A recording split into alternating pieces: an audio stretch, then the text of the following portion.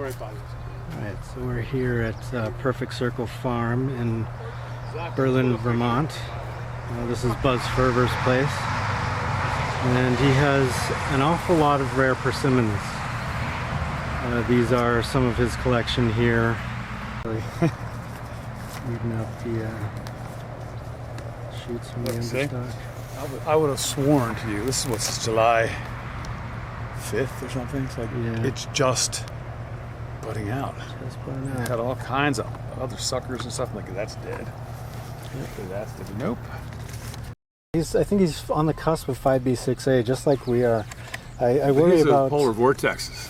Yeah, he gets those. That's what wipes him out. So my observations Yeah. is that once a persimmon is fully dormant, they're far hardier.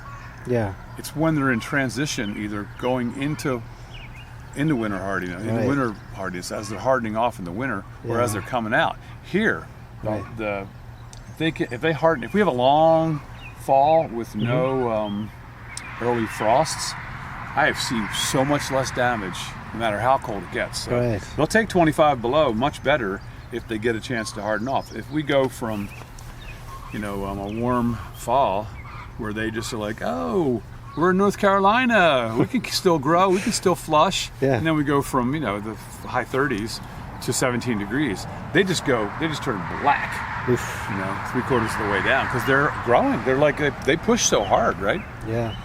And so that's what does them in. A lot of chickens. Rain, down where we are, we had so much rain. Yeah, same here, just weeks. I don't like it too wet. Yep. Maybe what's left now is maybe 15 plants, and there was 30 that were originally selected and moved out of the beds. There was out of 2,000 to 4,000 plants. We selected 30, and that showed better hardiness. And of the 30, I'm down to about 15 that have enough hardiness to keep growing. And of this 30, there's one that showed no tip growth, no tip burn in this last winter, which we had 3 nights at 25 below, more or less. And then we had a night of 25 degrees May 18th, which just all night. It was from like 10 o'clock until the sun came up. It was 25 degrees. And so it played hell on everybody. So it's a great test winter. And so you see the growth. These have all come back, and we cut off, you can see here, we cut off all the dead. This one might have had a foot of dead. Yeah. This one might have been about the same, maybe a little less, 6 to 8 inches.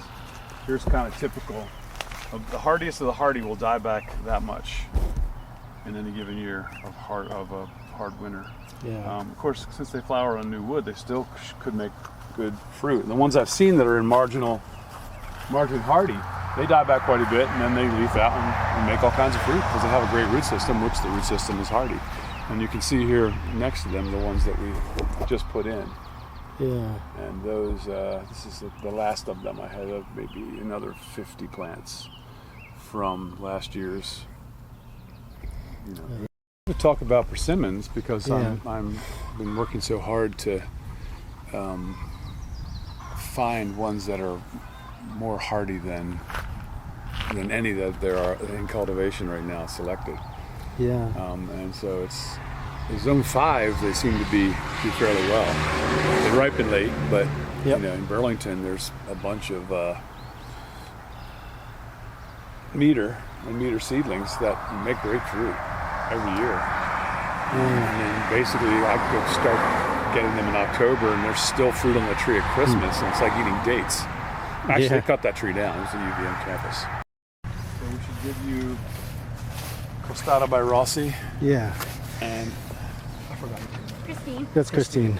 Costata by Rossi, Proc by Hokkaido. Be good. But I have the one straight Virginia, which one. Yeah, that's right. I have one plant in 7 years. One plant in 7 years of persimmons. This year, counting the seed I planted this year, I'm over almost to 45,000.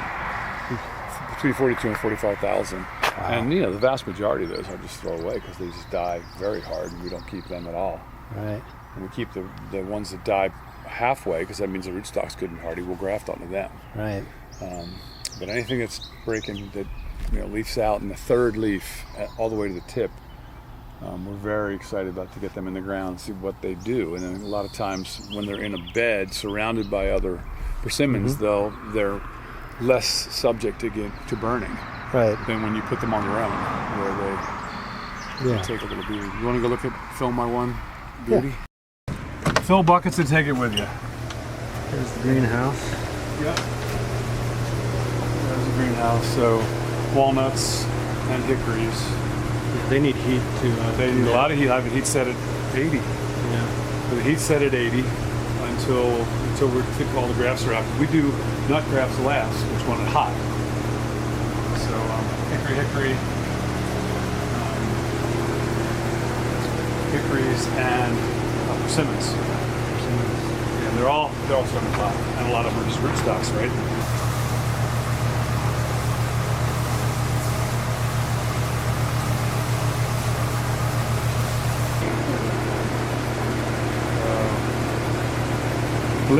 Blitznetznaya, right? Blitznetznaya, yeah. That's tiny wood I got this year of that. So tiny. Those are the smaller rootstocks. These suckers, right?